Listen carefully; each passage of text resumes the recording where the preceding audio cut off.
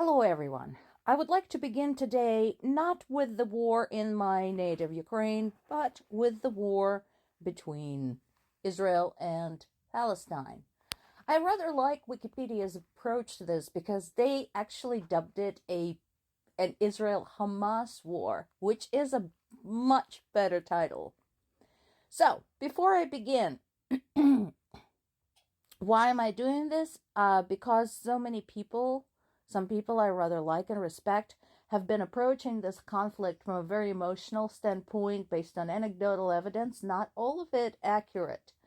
And because I wanted to share information that I use to base my opinion on. Also, before I begin, I want to point out that I absolutely admit that both sides have made some grave mistakes in this. And I think that the sooner Palestinians and Israelis disassociate themselves, respectively, from Hamas and Netanyahu, the better. They will be doing themselves and the world a huge favor. However, what I refuse to contribute to is the sob story that Palestinians are just helpless victims who are just being mistreated. And here is why.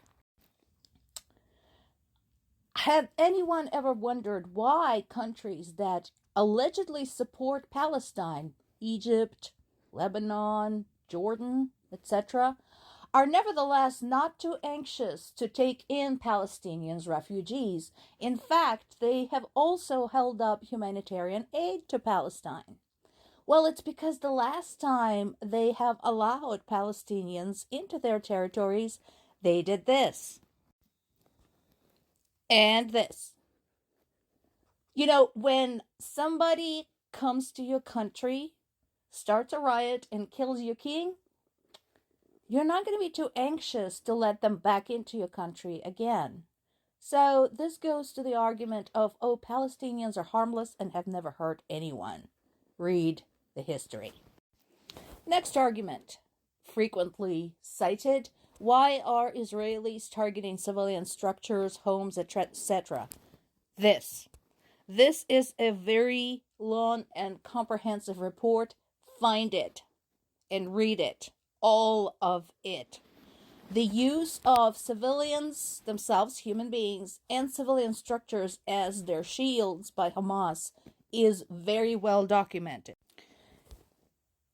And of course, it's also been documented in the news, except nobody talks about it because it interferes with their narrative.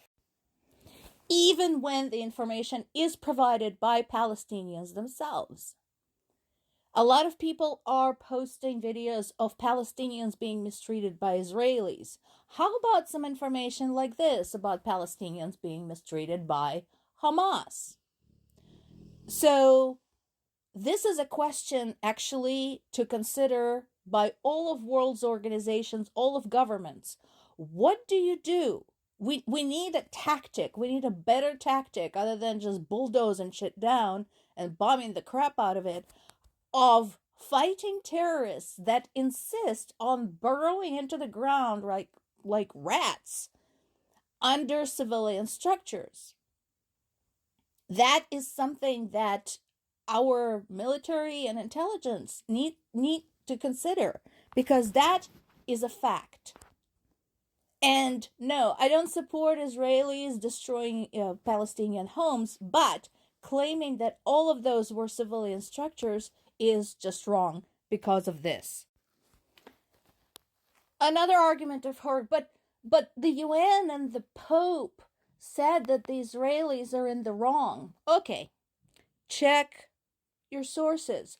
First of all, let's consider credibility of the UN. That's the same UN that refused to admit that Russia is committing genocide in Ukraine.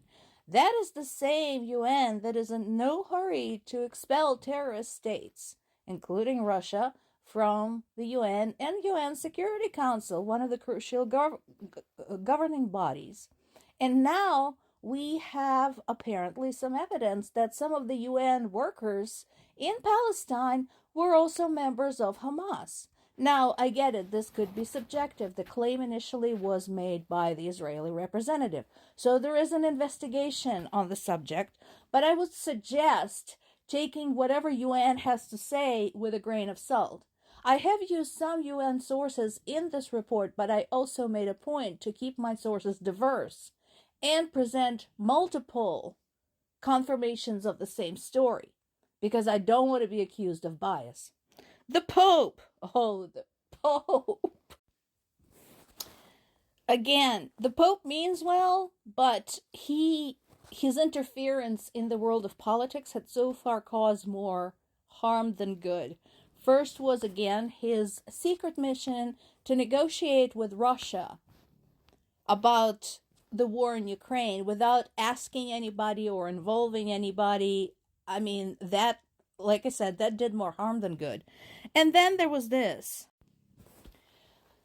When he glorified Russia's imperialist past to a group of Russian young people. So again, when it comes to credibility and understanding of the political situation, as with the UN, I would take the Pope's word with a huge, not even a grain of salt, but a huge, maybe like a tablespoon of salt.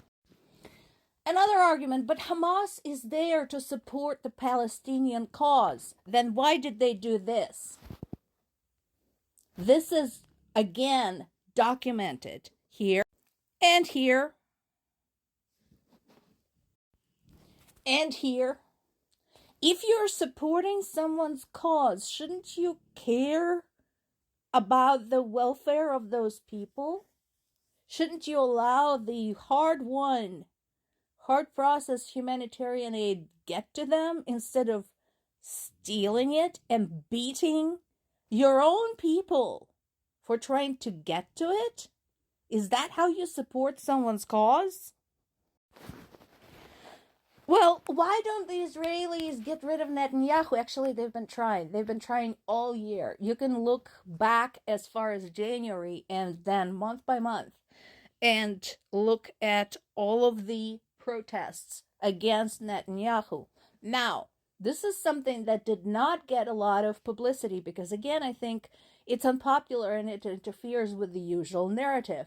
But most of the news focused around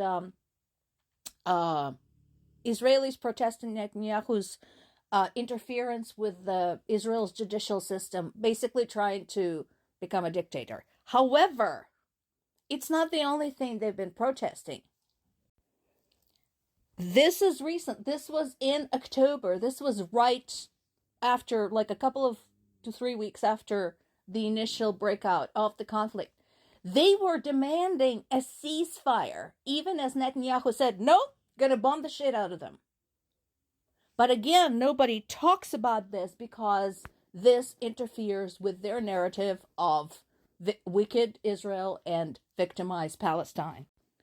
Palestinians have dissociated themselves from Hamas is another argument I've heard.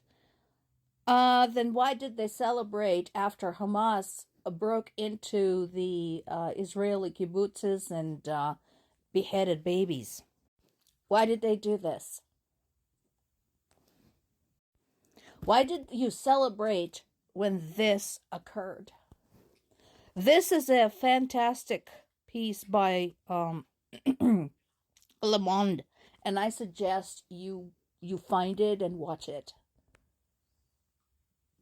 And you tell me, is it truly a conflict between a helpless victim and an oppressor, or it's a conflict between enemies, both of whom really sucked at some points?